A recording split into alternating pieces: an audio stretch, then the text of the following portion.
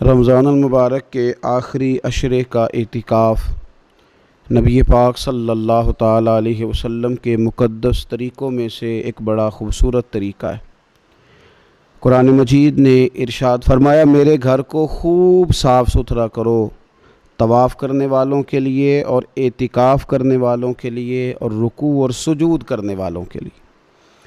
نبی پاک صلی اللہ تعالیٰ علیہ وسلم نے ہر سال رمضان المبارک کے آخری عشرے کا اعتکاف فرمایا ہے۔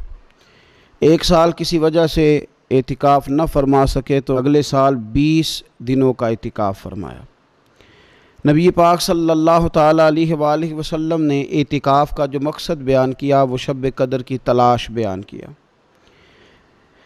اعتکاف سے مراد یہ ہے کہ انسان سارا کچھ چھوڑ چھاڑ کے اللہ تعالیٰ کے گھر میں اس کی عبادت کے لیے، اس کو راضی کرنے کے لیے بیٹھ جائے، اور 10 دن جب وہ مسجد شریف میں حاضر رہتا ہے تو حضور صلی اللہ تعالیٰ علیہ وسلم فرماتے ہیں اللہ تعالیٰ اسے 2 حج اور 2 عمرے کا ثواب عطا کرتا ہے۔ اعتکاف کے اندر کچھ باتیں بڑی ضروری ہوتی ہیں، جیسا کہ انسان کو بلا ضرورت طبی مسجد سے باہر نہیں آنا، اس کو کوئی فضول بات نہیں کرنی، اس کو کوئی ایسا کام نہیں کرنا کہ جو شریعت اسلامیہ جس سے منع کرتی ہو۔ اس کے ساتھ ساتھ کچھ اعتکاف کے آداب بھی ہیں کہ اس نے 10 دن مسجد کے اندر رہنا ہے تو آخر اس نے کرنا کیا ہے۔ ہمارے ہاں لوگ مسائل پوچھ لیتے ہیں اور مسائل پوچھنے کے بعد پھر ان کی گنجائش سے بہت زیادہ فائدہ اٹھاتے ہیں۔ اس میں کوئی شک نہیں ہے کہ باہر سے آنے جانے والے آدمی کے ساتھ آپ گفتگو کر سکتے ہیں، ضرورت کے تحت آپ ٹیلی فون پر بھی بات کر سکتے ہیں، لیکن اس کو اگر آپ نے یہی کام کرنا تھا اور بہت زیادہ وقت اسی پر ضائع کرنا تھا تو پھر تو آپ پہلے سے باہر موجود تھے۔ اعتکاف میں آنے کا مقصود تو اللہ کی عبادت ہے۔ اعتکاف میں جب آپ آ گئے تو اس کا مقصد ہے کہ آپ کچھ دنوں کے لیے لوگوں سے کٹ کے اللہ کی بارگاہ میں حاضر ہو گئے، آپ نے اپنے رب کو راضی کرنے کا ارادہ کر لیا۔ تو اعتکاف میں ایک تو شوق سے آئیں۔ ہمارے علماء نے لکھا ہے کہ زندگی میں ایک بار تو اعتکاف کاری لینا چاہیے، اس پر توجہ ہو ہی جانی چاہیے۔ وقت ملنا تو زندگی میں پراپر طریقے سے تو بڑا مشکل ہوتا ہے، لیکن وقت نکال کے اعتکاف میں ایک دفعہ تو زندگی میں آ ہی جانا چاہیے، اور کسی کو ہر سال موقع مل جائے تو پھر تو کیا ہی بات۔ تو اعتکاف کے اندر جو کام ہم نے کرنے ان میں سب سے زیادہ اور سب سے پیارا کام یہ ہے کہ کثرت کے ساتھ قرآن پاک کی تلاوت کریں۔ نبی پاک صلی اللہ تعالیٰ علیہ وآلہ وسلم رمضان المبارک میں قرآن پاک کا دور فرماتے تھے حضرت جبریل امین علیہ السلام کے ساتھ، اور جس سال حضور کا وصال ظاہری ہوا اس سال حضور فرماتے ہیں 2 مرتبہ قرآن پاک کا دور کیا۔ 2 دفعہ حضور نے حضرت جبریل امین کو قرآن شریف سنایا اور 2 دفعہ انہوں نے نبی پاک صلی اللہ علیہ وسلم کو سنایا۔ تو بہت کثرت کے ساتھ قرآن پاک کی تلاوت کی جائے۔ ایک پہلو اور بھی ہے اس کا، اس پر بھی آپ توجہ کریں گے۔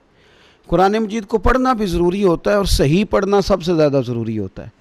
تو اگر آپ کسی ایسی مسجد میں تشریف فرما ہیں جہاں آپ کے لیے بندوبست کیا گیا ہے تو کوشش کریں کہ وہاں قاری صاحب سے، عالم صاحب سے، امام صاحب سے آپ قرآن مجید کو سیکھیں، اور کوئی زیادہ مشکل نہیں ہے۔ پورے 10 دن آپ موجود ہیں، اور اگر آپ 10 دن پوری توجہ کے ساتھ قرآن مجید کے مخارج پہ لگائیں گے تو امید ہے کہ بہت حد تک آپ کو قرآن مجید سمجھنے میں، پڑھنے میں آسانی ہونے لگی۔ دوسرا، اعتکاف میں جب آپ موجود ہیں تو آپ کو کوشش کرنی ہے کہ آپ محاسبہ نفس پر توجہ دیں۔ آپ اپنے اوپر غور کریں، زندگی میں کون سی ایسی غلطیاں ہیں جو جان نہیں چھوڑ رہی، ان کی کس طرح کر کے اصلاح کی جا سکتی ہے۔ کون سے ایسے کام ہیں جو میں کرتا ہوں تو اس غلطی میں زیادہ مبتلا ہو جاتا ہوں، اور کون سی ایسے کام ہیں، کون سی ایسی جگہ ہیں جہاں میں جاتا ہوں تو میرا ان غلطیوں سے نکلنے میں مجھے وہ جگہیں اور وہ کام مددگار ہوتے ہیں۔ تو اپنے محاسبہ نفس پر توجہ دی جائے۔ اعتکاف کے 10 دنوں میں موقع ملتا ہے انسان کو اپنے لیے سوچنے کا۔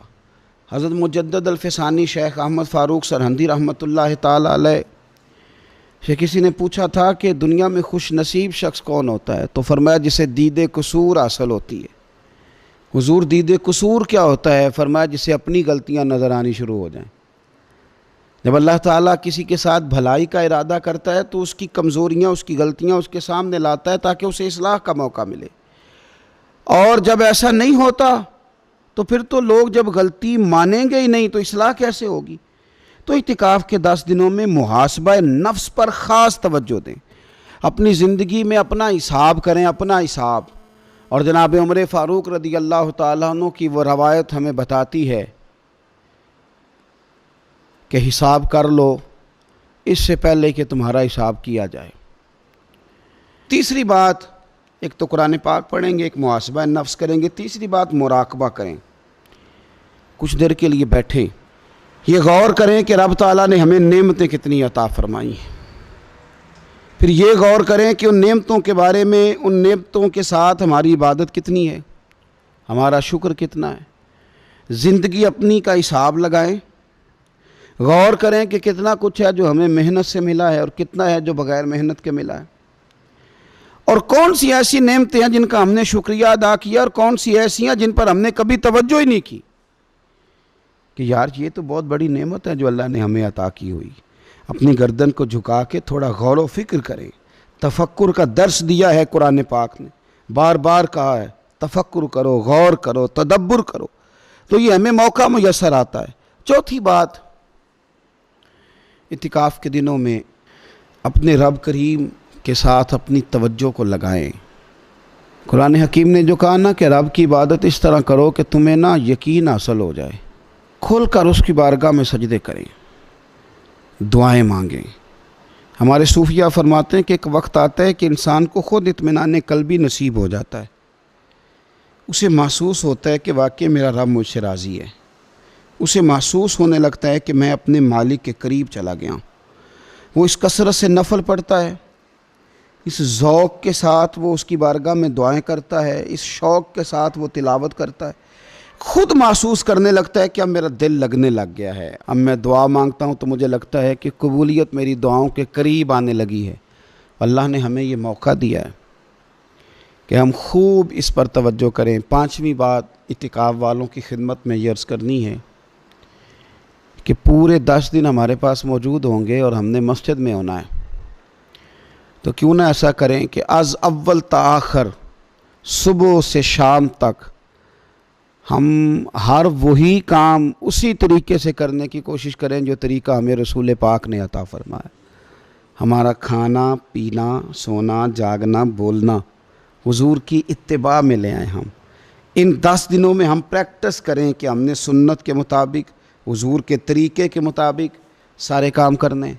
آپ اگر یہ ارادہ کریں گے تو پتہ ہے مدینے والے محبوب علیہ السلام نے فرمایا جس نے میری ایک سنت کو زندہ کیا گئے گزرے دور میں رب اسے 100 شہیدوں کا ثواب عطا فرمائے گا۔ تو اتنا اعزاز ہے۔ تو ان 10 دنوں میں ہونا بھی مسجد میں ہے، ہونا بھی باوضو ہے، تو کیوں نہ سارے کام سیکھا جائے، پڑھا جائے اس سے پہلے کہ کھانا کس طرح کھانا سنت ہے، اور کس طرح بیٹھ کے کھانا سنت ہے، اور پھر کس طرح کر کے گفتگو کرنا حضور علیہ السلام کا مقدس طریقہ تھا، وہ کس طرح سے پھول جھڑتے تھے جن سے لوگ فیض حاصل کرتے تھے۔ تو اعتکاف میں اپنی مصروفیات کو ان 5 کاموں میں لگائیں۔ ایک تو تلاوت قرآن حکیم کریں، دوسرا محاسبہ نفس، تیسرا مراقبہ کریں، تدبر کریں، غور کریں اپنے اوپر بھی اور اللہ تبارک و تعالیٰ کی نشانیوں پر بھی، اور چوتھا یہ کہ کوشش فرمائیں کہ ہم اپنی عبادت کو، اپنی دعا کو، اپنے استغفار کو اس طرح کا بنائیں کہ ہمیں محسوس ہو کہ قرب الہی کے جانب ہمارا سفر ہے۔ اور پانچواں، ان 10 دنوں میں سنت اور شریعت کی وہ ساری چیزیں جس کا دین ہم سے مطالبہ کرتا ہے، اب تو ہم بالکل دنیا سے ایک سائیڈ پہ ہو کے بیٹھیں، اب تو اس طرف توجہ کریں۔ اللہ تعالیٰ سمجھنے کی توفیق عطا فرمائے۔